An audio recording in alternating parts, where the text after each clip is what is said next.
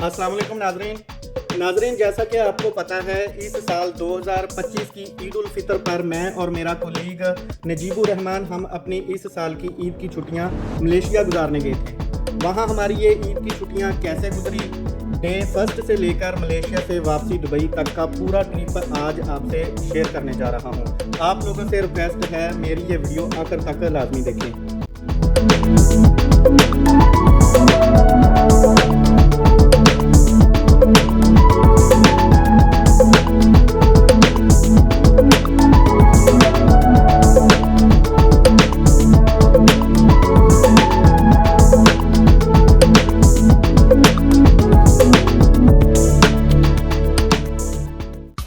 नाजरीन, यूएई में ईद के पहले दिन 30 मार्च 2025 की शाम को तकरीबन 3 बजे शारजा एयरपोर्ट से हमने टेक ऑफ किया और तकरीबन 7.5 घंटे फ्लाई करने के बाद मलेशिया के शहर कुलालमपुर, जो कि मलेशिया का कैपिटल भी है, यहाँ कुलालमपुर एयरपोर्ट पर 31 मार्च को सुबह तकरीबन 2 बजे हमने लैंड किया। तो यूएई में ईद का दूसरा दिन हो चुका था, लेकिन मलेशिया कंट्री में आज यहाँ पर ईद का पहला दिन था। इमिग्रेशन क्लियर करने के बाद जैसे ही हम एयरपोर्ट के बाहर आए तो हमारे बहुत ही प्यारे दोस्त मोहम्मद निज़ाम और इनके छोटे भाई मोहम्मद शाफ़ी ने हमारा एक पुरजोश अंदाज में इस्तकबाल किया। ये मिस्टर मोहम्मद निज़ाम जो एक मलाई फैमिली से ताल्लुक़ रखते हैं और मलेशिया कंट्री के बाकायदा नेशनैलिटी होल्डर भी हैं। इनका अपना रेस्टोरेंट का बिजनेस है और इनके ये छोटे भाई मोहम्मद शाफ़ी यहाँ CID में एक ऑफिसर हैं।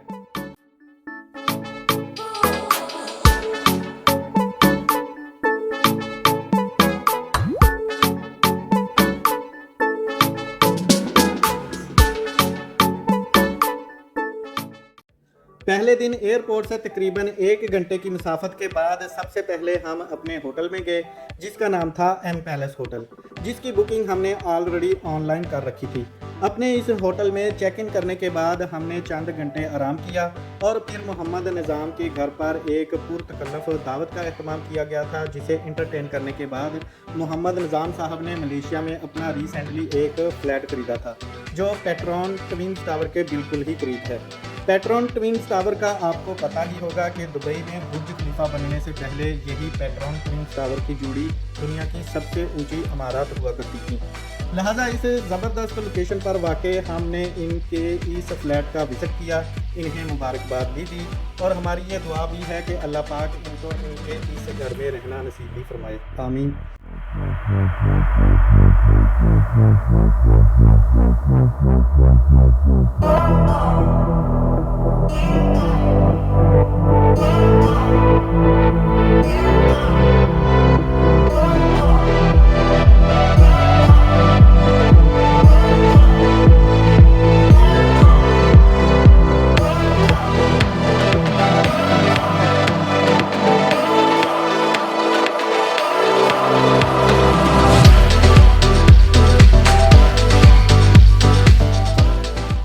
और फिर इसके बाद गाड़ी में बैठकर कुलालमपुर शहर की नज़ारा कश बिल्डिंग्स और पूरे शहर की खूबसूरती का नज़ारा भी किया। यकीनन मलेशिया एक ठंडा और बहुत ही दिलकश कंट्री है, जहां पूरा साल बारिश का किसी भी वक्त आ जाना एक आम सी बात है। मलेशिया कंट्री की एक खासियत ये भी है कि यहाँ ईद के 3 दिन, बल्कि ख़ास तौर पर ईद के पहले दिन किसी भी किस्म की बिजनेस एक्टिविटी आपको होती हुई नज़र नहीं आएगी। खाने पीने के पॉइंट्स से लेकर बाकी हर तरह के कमर्शियल बिजनेसेस बंद होने की वजह से पूरा शहर सुनसान नज़र आ रहा था। लिहाजा इससे पहले आज के दिन हम कोई टूर प्लान करते, एक तो मुसलसल सफ़र की वजह से थकावट बहुत हो चुकी थी और बेरहमी से खाए गए खाने की वजह से नींद भी बहुत आ रही थी, इसलिए हमने बाकी का दिन भी अपने होटल पर जाकर रेस्ट करके ही गुजारा।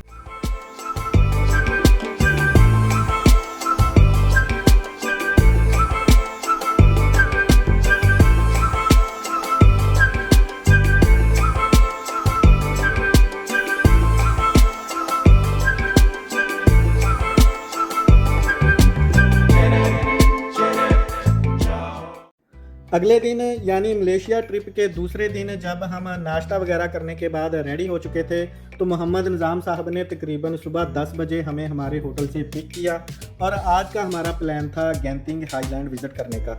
गेंटिंग हाईलैंड मलेशिया के विजिटिंग पॉइंट्स में से टॉप ऑफ द लिस्ट और एक समझा जाता है। गेंटिंग हाईलैंड जैसा कि इसके नाम से ही ज़ाहिर होता है, ये एक पहाड़ों की हाइट पर बनाई गई एक ऐसी लैंड और जगह है जहां पर जाने के बाद ऐसा लगता है कि जैसे पूरी दुनिया ही इसे देखने के लिए यहाँ जमा हो चुकी है। ऊपर जाने के लिए अगर आपने तकरीबन 2 किलोमीटर लंबी केबल कार का इस्तेमाल नहीं किया तो समझ लें आपने इस पूरे एडवेंचर का 50% मज़ा खो दिया है। लेकिन हज़ारों की तादाद में आए लोगों की लगी हुई लंबी लंबी लाइनें आपको थोड़ा इंतज़ार भी करवा सकती हैं। लेकिन जब आप इस 2 किलोमीटर लंबी केबल कार में बैठ जाते हैं तब आपको अपने गिरदोनवा के मनाजर और सीन देखकर बखूबी अंदाज़ा हो जाएगा कि किस तरह आप एक जन्नत नज़ीर वादी में आ चुके हैं। हर तरफ पहाड़ और इन पहाड़ों की खूबसूरत ग्रीनरी, दिल चाहता है कि बाकी की ज़िंदगी इसी तरह हवा में उड़ते हुए गुजार दें।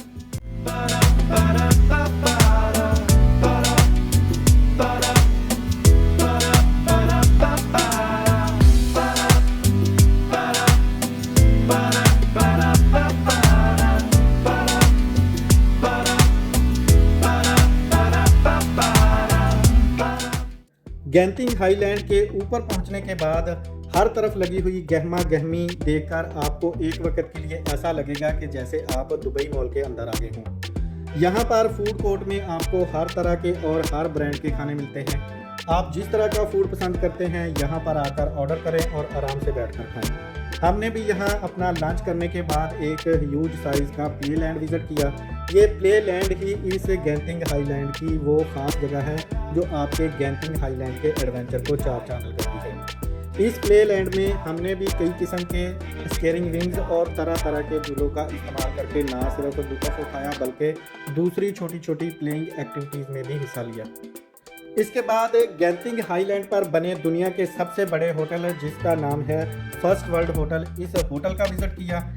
ये होटल 7,500 कमरों पर मुश्तमिल पूरी दुनिया का वाहिद और सबसे लार्जेस्ट होटल होने का एजाज़ अपने नाम किए हुए है। इस तरह ये होटल विज़िट करने के बाद हमने अपना आज का गेंटिंग हाईलैंड का टूर यहाँ पर इख्तिताम किया और फिर वापस अपने होटल के करीब एक इंडियन रेस्टोरेंट से डिनर किया और इसके बाद अपने होटल पर दोबारा पहुँच गए।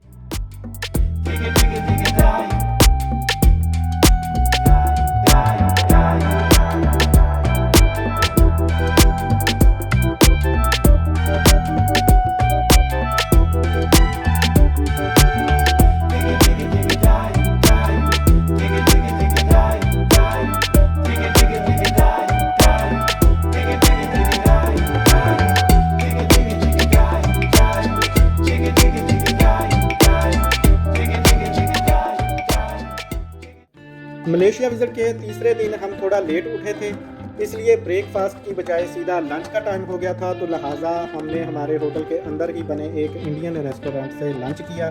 इसके बाद अपने होटल की करीबी मार्केट्स में जाकर शॉपिंग वगैरह की। शॉपिंग ख़त्म होते ही हमारा वापसी कुलालमपुर एयरपोर्ट जाने का टाइम भी करीब आ रहा था, तो आखिरकार शाम को तकरीबन 5 बजे हमने अपने एम पैलेस होटल का चेकआउट किया और कुलालमपुर एयरपोर्ट की तरफ अपना सफ़र शुरू कर दिया। एयरपोर्ट पर पहुंचाने के बाद हमारे प्यारे दोस्त मोहम्मद निज़ाम और इनके बिज़नेस पार्टनर ने हमें सी ऑफ कहा। तो नाज़रीन, इस तरह हमारे इस मलेशिया ट्रिप के साथ ही मेरा आज का व्लॉग भी इख्तिताम को पहुंचता है। नाज़रीन, अगर आप भी मलेशिया विज़िट के हवाले से किसी भी किस्म का क्वेश्चन पूछना चाहते हैं तो नीचे कमेंट सेक्शन में पूछ सकते हैं। और इसके साथ ही आप लोगों से रिक्वेस्ट भी है कि मेरे चैनल वॉइस ऑफ आसम को फॉलो और सब्सक्राइब करना ना भूलें। शुक्रिया।